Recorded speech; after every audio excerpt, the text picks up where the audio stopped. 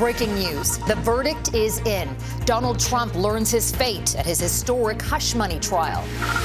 Also on this Thursday night, Canada is urged to revise its breast cancer screening guidelines. Why the National Task Force won't recommend getting tested earlier. We are not against women in their 40s being screened. Ontario's premier ignites a firestorm after a Jewish school shooting. Don't come to Canada if you're going to start terrorizing neighborhoods. Doug Ford's comments that are being called racist. Escaping Gaza, the trauma one young man endured to come to Canada, and the impossible choice his family made. And haunted by the Holocaust. The last moment I saw in this place. The painful story it took this survivor decades to reveal. Global National with Donna Friesen. Reporting tonight, Farah Nasser. Good evening. We have breaking news from New York City. Former President Donald Trump is now a convicted felon. He's been found guilty on all 34 felony charges of falsifying business records in connection to a hush money payment during his 2016 presidential campaign. Here's what he said shortly after the verdict came down. This was a rigged decision right from day one, with a conflicted judge who should have never been allowed to try this case, never. And we will fight for our Constitution. This is long from over. Trump left the courthouse soon after those comments, his motorcade making its way through the streets of Manhattan. Let's go right to our Jackson Proskow. He's outside the courthouse in New York. Jackson, what a moment in American history. Yeah, Farah, it's impossible to understate the significance of this. Donald Trump is now the first former president convicted of a felony and the first active presidential candidate to face the same fate. It took about 11 hours of deliberations for the jury of 7 men and 5 women to reach this conclusion. As you mentioned, guilty on all 34 counts. Remember, they had to not only find that there was fraudulent documentation of business records here, but they had to find that it was in furtherance of another crime. And essentially, they bought the prosecution's argument that Donald Trump was seeking to illegally influence the 2016 presidential election when he made those hush money payments to adult film star Stormy Daniels to buy her silence about an alleged affair, and knowing that news was going to drop right before voters went to the polls. During the trial, the prosecution made it clear that they felt that this could have been something that actually tipped the entire election in Trump's favor. Clearly, the jury agreed, and here we are tonight with that historic conviction of a former president. And speaking of that, Jackson, I mean, what could the sentence be? What sentence could Trump face? Jail time, potentially? Potentially up to 4 years in prison. That's the maximum allowable sentence here. Obviously, Trump is going to appeal all of this. It seems very unlikely that Trump will ever see the inside of a jail cell just because he doesn't have a prior criminal history here. Probation seems far more likely, but we'll find out on July 11th. That's the sentencing hearing. By the way, just 4 days before the Republican National Convention. We heard from District Attorney Alvin Bragg a short time ago. He was tight-lipped about the possibility of asking for jail time, simply saying that Trump will be treated like anyone else in his situation. While this defendant may be unlike any other in American history, we arrived at this trial and ultimately today at this verdict in the same manner as every other case that comes through the courtroom doors. So, Jackson, that's to do with the sentence, but what does this mean for Donald Trump's political future? Well, look, there's nothing to stop a convicted felon from running for president of the United States or becoming president of the United States. In theory, he could run the nation if elected from inside a prison cell. Again, we're a long way away from that, but Trump will use this politically. He's already planning to hold a press conference tomorrow. We also know that polls suggest that the American public might be a little less comfortable with voting for Trump if he were ultimately convicted of a criminal offense.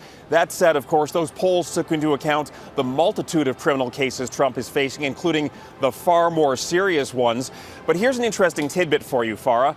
Trump may not actually be able to vote for himself in November's election because he's a resident of Florida, and Florida residents are barred from voting if they have a felony conviction. Remarkable. Okay, Jackson Proskow in New York, thank you. Health experts across this country are lambasting a decision by a national task force not to lower the recommended age for routine breast cancer screening to 40. The Canadian Task Force on Preventive Care is maintaining its advice that routine mammograms should still start at the age of 50 Today, the federal health minister said he's disappointed and he's angry over the decision. There isn't a woman that I've spoken today who's okay with these recommendations. I'm deeply concerned with the way in which this process unfolded. Holland says he's opening an external review of the task force. Heather Yourex-West, meantime, looks at why the decision was made and what the experts are saying. At the age of 44, Sherry Wilcox learned she had advanced stage breast cancer. For the next 2 years, the Toronto mother of 3 endured chemo, radiation, and surgery. Painful and expensive therapy she believes could have been avoided. If I had had early screening, it is highly likely that I would have had less invasive treatment. Last month, a task force in the U.S. recommended routine mammography begin at the age of 40. But here in Canada, a national task force has recommended previous guidance to wait until age 50 not be changed. We are not against women in their 40s being screened. We just make a point that these women should have the information about the benefit and harms before deciding if screening is right for them or not. The task force argues routine screening at a younger age would ultimately do more harm in things like unnecessary biopsies than good. This is very bad news. This is going to cause more confusion and is going to harm women in Canada. Medical experts have been quick to push back, accusing the task force of using outdated research to back guidance that much of the country is no longer following. BC, Nova Scotia, PEI, the Yukon, and Nunavut recommend screening begin at age 40, while Ontario, Saskatchewan, and New Brunswick plan to lower their recommended age from 50 to 40 within the next year. Alberta and the Northwest Territories recommend screening begin at age 45, leaving only Manitoba, Newfoundland and Labrador, and Quebec following the task force guideline of age 50. I'm extremely disappointed and frankly angry. Canada's health minister says not only will the recommendations now be scrutinized by a panel of experts, the Canadian task force itself will be put under review. Heather Yourex-West, Global News, Calgary. In Toronto, Prime Minister Justin Trudeau joined Premier Doug Ford and Mayor Olivia Chow to open Canada's largest vaccine production plant. It's run by the pharmaceutical company Sanofi and will make vaccines for whooping cough, tetanus, and diphtheria. The federal government is providing $20 million, and Ontario is contributing $50 million. It's all part of efforts to bolster Canada's domestic vaccine production following the COVID-19 pandemic. We promised that we would rebuild our capacity to produce life-saving vaccines here in Canada. This is important to protect our health and to protect ourselves against future pandemics. Ottawa promised more than $1 billion to expand Canada's biomanufacturing sector after facing insufficient domestic vaccine supply during the pandemic. Montreal's Jewish community is calling for more security after a Jewish school was targeted by gunfire. Police say bullet holes were discovered on the front of the school yesterday. No injuries were reported and no suspects have been identified. It is the second time in less than a week a Jewish school in this country has been shot at. Ontario's Premier Doug Ford is suggesting immigrants are to blame for the shooting at a Toronto Jewish school last weekend. And he's facing major criticism for the remarks widely seen as racist. An investigation into the shooting is underway. Sean O'Shea is following the story for us. Sean, what are police saying? Our police say they don't track or disclose the immigration status of victims or suspects. Despite that, Ontario Premier Doug Ford made it sound like immigrants were responsible for that school shooting, and his critics demanded an apology. Enough is enough. I'm just had it up to here. Ontario's premier expressing frustration and appearing to blame immigrants for a shooting at a private Jewish school in Toronto last weekend in which no one was injured. If you're bringing your problems from everywhere else in the world, you're bringing it to Ontario, unacceptable. But it's Ford's words that are being called unacceptable by critics. He's inflaming anti-immigrant sentiment without any proof to back up the claims he's making today. No one was arrested after shots were fired at the school. Police have made no arrest, and there's no indication that whoever was involved was an immigrant to Canada. Fighting anti-Semitism with more hate, that's not a solution at all. But Ford didn't stop there. I got an idea. Before you plan on moving to Canada, don't come to Canada if you're going to start terrorizing neighborhoods like this. Simple as that. It's dangerous. And it is so irresponsible and inflammatory. Politicians agree criminal actions should be called out. Completely unacceptable, and the perpetrators, whomever they are, need to be held accountable. But preemptive from to try and blame it on somebody else, but that's Doug Ford, and he'll say what he wants to say. It's racist. It's racist to assume that people who are immigrating are going to cause trouble or not abide by our rules, right? Ford said people from other communities are fed up with violence. They aren't used to this happening here in Ontario. I'm done with this stuff. Ford was under fire all day from political critics and the province's largest labor organization. Later in the day, he tried to clarify his remarks on social media, saying he wanted to stress that there's more that unites us than divides us. Not exactly a retraction or an apology, Farah. Sean O'Shea in Toronto. Thank you, Sean. In the Middle East, the Israeli military says it now controls Gaza's entire southern border with Egypt, something Cairo had previously warned could pose a serious threat between the two countries. The IDF released this video claiming to show its forces in control of a roughly 14-kilometer-long buffer zone between Gaza and Egypt known as the Philadelphia Corridor. It's alleged Hamas was using it to smuggle weapons into Gaza, but Egyptian state TV has quoted government sources denying that claim, saying Israel is just trying to justify its military operation in southern Gaza. In Rafah, funerals were held today for 2 staff members at the Palestinian Red Crescent Society. The organization says its staff had been directly targeted during a rescue mission near Rafah on Wednesday, claims that couldn't be independently verified. The Hamas-run health ministry says at least 50 people have been killed by Israeli military operations across Gaza in the past 24 hours, including 12 deaths in central Gaza this morning following an Israeli airstrike. Palestinians in Canada desperately trying to get family out of Gaza say the federal government isn't doing enough to get their relatives to safety. The federal government announced a 5-fold increase this week in its temporary visa program, but families stress that won't do anything to help those in need escape Gaza. Tonight, we hear from one of the very few who successfully made it out after being forced to leave other family members behind. Heidi Petracek reports. 21-year-old Yusuf Asfour describes what it was like to pull the body of his friend Ibrahim from beneath rubble. It's an indescribable feeling, he says, a feeling you cannot move past no matter how much time passes you by. For the past 6 months, he lived in a tent in Gaza alongside 13 family members. His brother in Halifax applied to bring them all here through Canada's special temporary visa program. Approval was one thing. Getting through the border crossing at Rafah into Egypt was another. For my brother, I have to choose. It was a life and death, game. To facilitate passage, an Egyptian travel firm charges almost $7,000 per adult, $1,400 per child.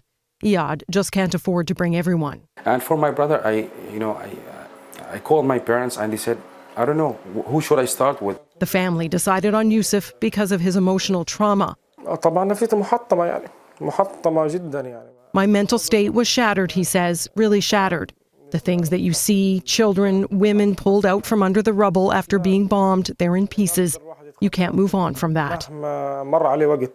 His brother is frustrated. How come you ask me to sign a piece of paper that we will help your family members to evacuate or to exit Gaza, and we end up paying for from our pocket? How come? Canada's immigration minister says he is working on the border situation. It is obviously highly frustrating for people that are fleeing war, and we designed the public policy assuming that there would be cooperation. But for the brothers now in Halifax, that doesn't ease the worry for their elderly parents, young nieces and nephews. Still in Gaza, where Yusuf says the hardest thing to do is stay alive. Heidi Petracek, Global News, Halifax. Boeing's path out of trouble. Coming up, the aircraft company unveils its plan to fix its problems.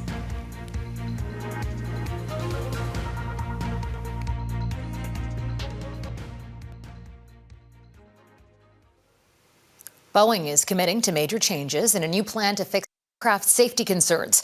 The company presented its comprehensive roadmap to the U.S. Federal Aviation Administration today, and the FAA gave Boeing 90 days to turn after serious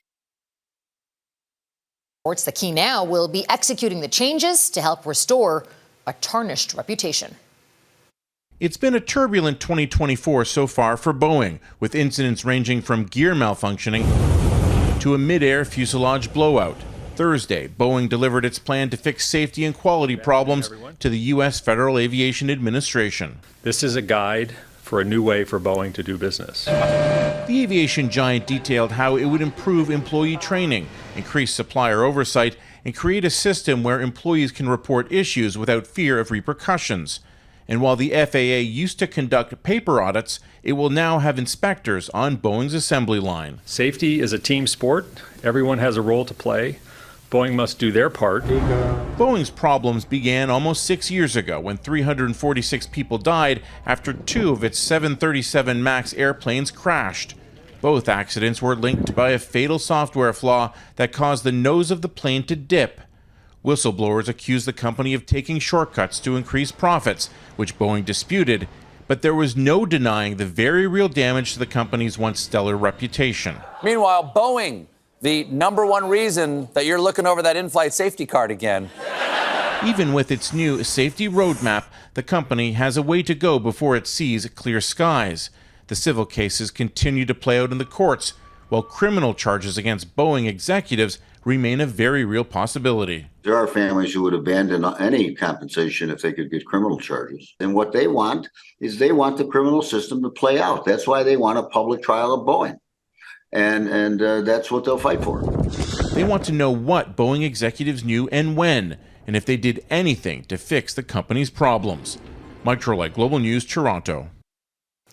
Women's hockey history was made last night as Minnesota won the inaugural PWHL season. Minnesota has won the first ever Walter Cup. Minnesota shot at Boston 3-0 to win the series to a sold-out crowd of more than 6,300 people, taking the honor as the league's first ever Walter Cup champions.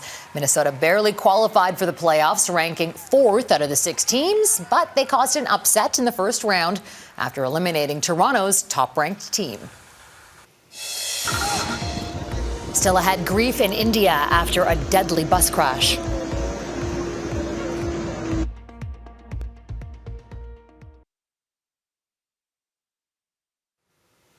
In India, a bus skidded off a mountain road and fell into a gorge, killing at least 21 people.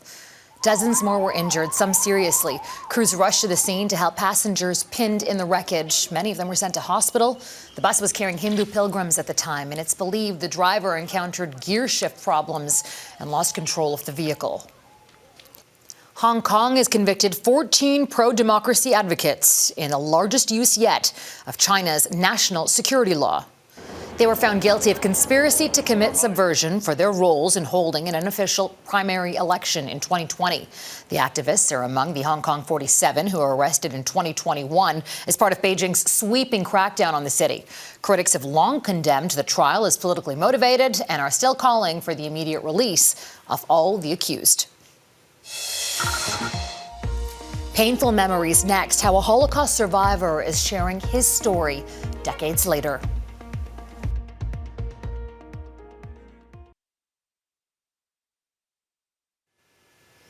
For much of his life, Holocaust survivor Maxwell Smart barely spoke of what he endured and what he lost. His mother, father, and sister were all killed by the Nazis, and it was only in recent years that he began opening up. The 93-year-old has since written a book, he's been part of a documentary, and now a feature film focused on his painful experiences will soon be released. Mike Armstrong spoke with him. As he paints, Maxwell Smart pulls his abstracts from his mind. That is also where he keeps memories that he kept buried for many years. Like the day Nazis were loading him and his mother and sister onto a truck to be executed. They were loading the people here. Smart's mother told him to save himself, and he ran away across the bridge. That means that the last time you saw your mother and your sister was right here. That's the last moment I saw her in this place. That painful memory is now a pivotal scene in a new movie based on Smart's memoir. You have to get away from me. The Boy in the Woods is a story of survival. Smart would spend about a year and a half hiding in the forest. He scrounged for food. His only shelter was a hole under a rock. Watching his story on screen was hard. It is very painful to go back to a horrible past. And it puts me down in the place that the story happened. I was by myself. Now, Smart was a main character in a 2019 documentary, Cheating Hitler. The director, Rebecca Snow, says while making it, she knew she wanted to do more. I said to him somewhat casually, almost as a joke, really, Max, you know, your story is so incredible. I can just see it as a movie. And he said, let's do it, Rebecca. Move, boy! Snow wrote the screenplay and directed the film. Smart was on set for some of the shooting. The movie's been sent to festivals and it's done well. But reviews, she says, are almost secondary. I mean, when I made the film, all I cared about, really, all I still care about, is that Max feels his story is done justice. I was grateful to Rebecca. Smart says as painful as the process was, it's worked out in a way he didn't expect. He's felt connected to his family and the people who helped him more than he has since he was a boy. Mike Armstrong, Global News, Montreal. And that's Global National for this Thursday. I'm Farah Nasser. On behalf of our whole crew here, I want to thank you so much for spending part of your evening with us. Tonight's Air Canada is Kelowna, British Columbia. We love seeing your Canada, so please keep emailing us your photos to viewers@globalnational.com. Until tomorrow, take care of yourselves and take care of each other. Good night.